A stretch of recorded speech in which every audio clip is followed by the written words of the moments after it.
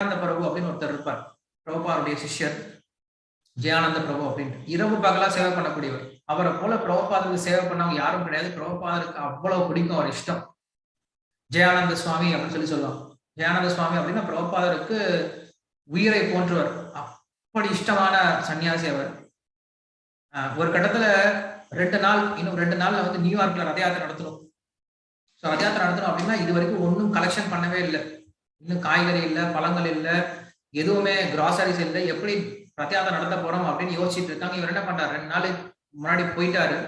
போனவர் 2 நாள் கோயிலுக்கு வரவே இல்லை. 2 நாள் கழிச்சு ஒரு பெரிய ட்ரக்கு ஃபுல்லா நிறைய சாமான கொண்டு வர்றாரு. என்னன்னா அவர் எல்லா பக்தர்கள், அவர் வந்து எல்லா மக்களோடையும் அவ்வளவு நல்லா இனிமையா பழகுவார். அப்படி இனிமையா பழகுறதுனால எல்லாருக்கும் இவர் மேல ரொம்ப இஷ்டம். இவர் போனாவே என்ன பண்ணுவாங்க, பக்தன் வந்திருக்கான்னு சொல்லிட்டு நிறைய தானம் கொடுப்பாங்க. அவங்களுக்கு பக்தன்னா தெரியாது, நல்ல நபர் அப்படின்றனால என்ன பண்றாங்க, நிறைய தானம் கொடுப்பாங்க. அப்படி ரத யாத்திரை அப்படின்னாவே ஜெயானந்த பிரபு தான்.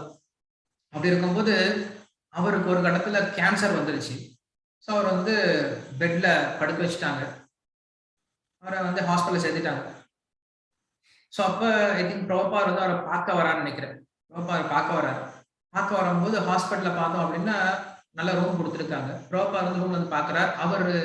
அவருடைய பெட்ல படுத்துட்டு இருக்கல, கீழே தரையில படுத்துட்டு இருக்காரு.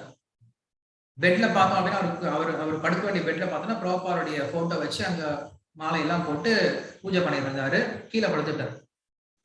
அப்ப வந்து கேக்குறாங்க, ஏன் நீ வந்து பெட்ல படுத்துக்காம கீழே படுத்துட்டு இருக்க, கீழே படுத்து உடல் கெட்டு போறதுக்கா கேக்குறாங்க. ஸோ அப்போ அவர் சொல்றாரு, என்கிட்ட எது இருக்கிறதே பெஸ்டா இருக்கோ அதை நான் முதல்ல என்னுடைய குருக்கு தான் சமர்ப்பணம் பண்ணுவேன். ஸோ இப்போ நான் ஹாஸ்பிட்டல் இருக்கேன். இந்த ஹாஸ்பிட்டல்ல என்கிட்ட இருக்கக்கூடிய ஒரே ஒரு நல்ல விஷயம், பெஸ்டான விஷயம் என்னன்னா இந்த பெட்டு தான். இந்த பெட்டை தவிர அவருக்கு வேற எதையும் சமர்ப்பணம் பண்ண முடியாது. ஆனா என்ன பண்ணிருக்கேன், இந்த பெட்டை அவருக்கு சமர்ப்பணம் பண்ணிட்டேன்னு சொல்லிட்டு அந்த பெட்டை என்ன பண்றாரு, பிரபுபாதருடைய போட்டோ வச்சு அங்க பூஜை பண்ணிட்டு அவர் கீழே கொடுத்துட்டாரு. ஸோ அதனால இல்லாமலாம் கிடையாது.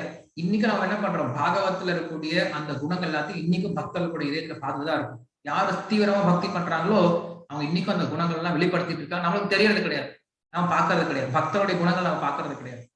நம்ம என்ன பண்றோம், வெளிப்படையா எல்லாத்தையும் ரொம்ப எளிமையா எடுத்துக்கிறோம். ஆனா பக்தர்களுடைய குணத்தை நம்ம ஆராய்ச்சி பார்க்க ஆரம்பிச்சோம் அப்படின்னா அவங்களுடைய தியாகம் புரிய ஆரம்பிக்கும், அவங்களுடைய பக்தி புரிய ஆரம்பிக்கும், அவங்களுடைய பற்றின்மை புரிய ஆரம்பிக்கும்.